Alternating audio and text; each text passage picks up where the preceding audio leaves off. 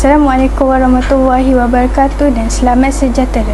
Saya Nur Afika Umairah dari SMK Seri Pancing Kuantan, Pahang ingin mengucapkan terima kasih kepada guru-guru dan rakan-rakan sekalian kerana sudi meluangkan masa mendengar bicara buku saya pada hari ini.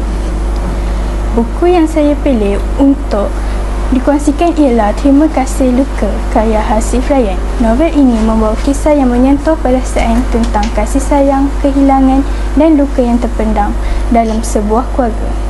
Saya tertarik dengan buku ini kerana jalan ceritanya yang penuh emosi dan syarat dengan pengajaran. Seterusnya, saya akan berkongsi sinopsis dan ulasan saya tentang buku ini. Semoga perkongsian saya dapat memberikan manfaat kepada semua. Dahan rapuh jatuh ke bumi, rebah dihempas angin yang lalu. Luka di hati jangan disembunyi, kelak meracun jiwa yang pilu. Terima Kasih Luka ialah sebuah novel karya Hasif Ryan yang diterbitkan pada tahun 2023 oleh Iman Publication. Novel ini mengisahkan tentang hubungan kekeluargaan yang kompleks antara tiga watak utama, iaitu Fauzi, Naura dan Karim. Sinopsis bagi buku ini ialah tentang selepas pemergian Umi Sejurus melahirkan Naura, kehidupan keluarga mereka berubah drastik. Fauzi sebagai anak sulung terpaksa memikul tanggungjawab mengurus rumah dan menjaga adiknya Naura. Sementara itu, abah mereka Karim semakin menjauh dan hanya pulang ke rumah untuk makan dan tidur. Ketegangan kemuncak apabila Naura tiba-tiba menghilangkan diri menyebabkan Fauzi dan Karim saling menyalahkan antara satu sama lain. Luka yang dipendam selama ini membuatkan mereka tanpa sedar saling menyakiti.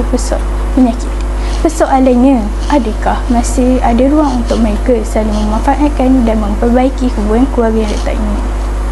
Tema dan mesej bagi novel ini menekankan kepentingan komunikasi dalam keluarga, bagaimana kehilangan insan tersayang boleh mempengaruhi dinamika keluarga dan perlunya memaafkan untuk penyembuhan emosi. Ia juga menunjukkan bahawa apabila kita tidak menyembuhkan luka dalaman, kita cenderung menyakiti orang di sekeliling tanpa sedar.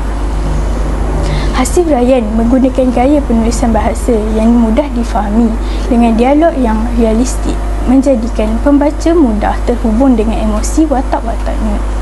Penggunaan dialek Kelantan menambah keaslian cerita walaupun bagi setengah pembaca, ia mungkin memerlukan rujukan kepada glosari yang disediakan. Ramai pembaca memberikan maklum balas positif terhadap novel ini. Sebagai contoh, seorang pembaca di Goodreads menyatakan bahawa walaupun cerita ini bukan sesuatu yang baru, ia terasa segar dengan situasi yang realistik dan mampu menyentuh perasaan. Pembaca lain pula menghargai bagaimana novel ini menggambarkan kesan ketiadaan sosok wanita dalam keluarga dan bagaimana setiap ahli keluarga terbuai dengan luka masing-masing. Konklusinya, Terima Kasih Luka menawarkan pandangan mendalam tentang dinamika keluarga yang berhadapan dengan kehilangan dan bagaimana setiap ahli keluarga mengatasi luka mereka. Ia sesuai dibaca oleh mereka yang mencari cerita yang menyentuh emosi dan memberikan refleksi tentang hubungan kekeluargaan. Itu sahaja daripada saya, semoga bermanfaat.